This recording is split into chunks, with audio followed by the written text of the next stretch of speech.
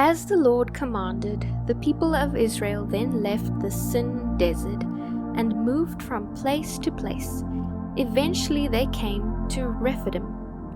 But there was no water to be found there. So once more the people grumbled and complained to Moses. "Give us water to drink," they demanded. "Quiet," Moses replied.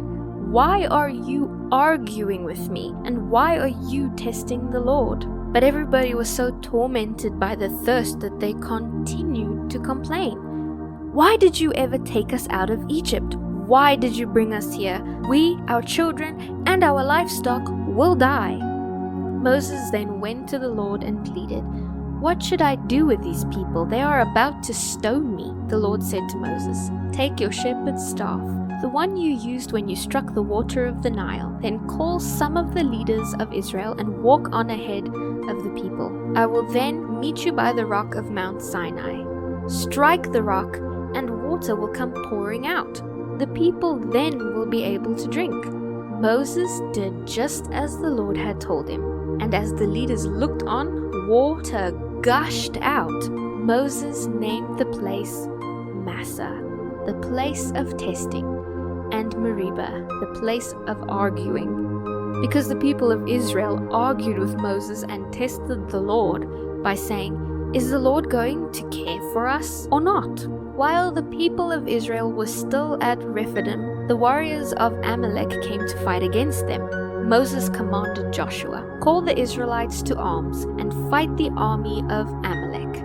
Tomorrow I will stand at the top of the hill with the staff of God in my hand." So Joshua did what Moses had commanded. He then led his men out to fight the army of Amalek. Meanwhile, Moses, Aaron, and Hur went to the top of a nearby hill. As long as Moses held up the staff with his hands, the Israelites had the advantage. But whenever he lowered his hands, the Amalekites gained the upper hand. Moses' arms finally became too tired to hold up the staff any longer, so Aaron and Hur found a stone for him to sit on. Then they stood on each side holding up his hands until sunset. As a result, Joshua and his troops were able to crush the army of Amalek. Then the Lord instructed Moses, "Write this down as a permanent record and then announce it to Joshua. I will blot out every trace of Amalek from under heaven." Moses built an altar there and called it, "The Lord is my banner." He then said, "They have dared to raise their fist against the Lord's throne, so now the Lord will be at war with Amalek generation after generation." Word soon then reached Jethro, the priest of Midian, and Moses' father-in-law, about all the wonderful things that God had done for Moses and the people of the Israelites. He had heard about how the Lord had brought them safely out of Egypt. Sometime before this, Moses had sent his wife Zipporah and his 2 sons to live with Jethro, his father-in-law. The name of Moses' first son was Gershom, for Moses had said, "When the boy was born, I have been a stranger in a foreign land." The name of his second son was Eleazar, for Moses had said at his birth, "The God of my fathers was my helper. He delivered me from the sword of Pharaoh." Jethro now came to visit Moses, and he brought Moses' wife and 2 sons with him. They arrived while Moses and the people were camped near the mountain of God.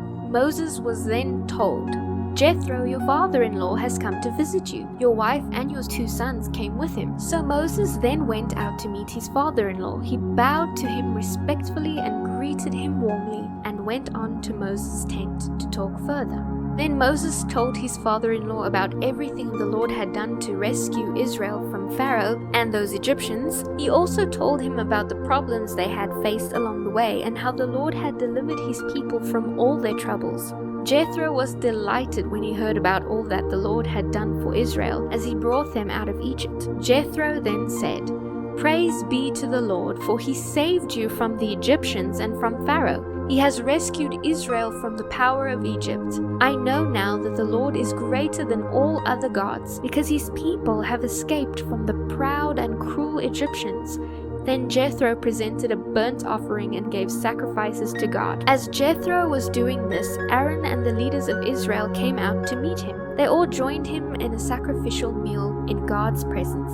The next day arrived, and Moses sat as usual to hear the people's complaints against each other. They all had lined up in front of him from morning till evening. When Moses' father-in-law saw all that Moses was doing for the people, he then said, "Why are you trying to do all this alone? The people have been standing here all day to get your help." Moses then replied, "Well, the people come to seek God's guidance. When an argument arises, I am the one who settles the case.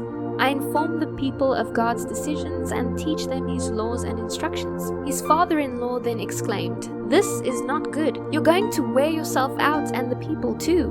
This job is too heavy burden for you to handle all by yourself. Now let me give you a word of advice, and may God be with you. You should continue to be the people's representative before God, bringing Him their questions to be decided. You should tell them God's decisions, teach them God's laws and instructions, and show them how to conduct their lives. But find some capable, honest men who fear God and hate bribes, and then appoint them as judges over groups of 1,000, 100, 50, and 10. These men can serve the people, resolving all the ordinary cases. Anything that is too important or too complicated can be brought to you.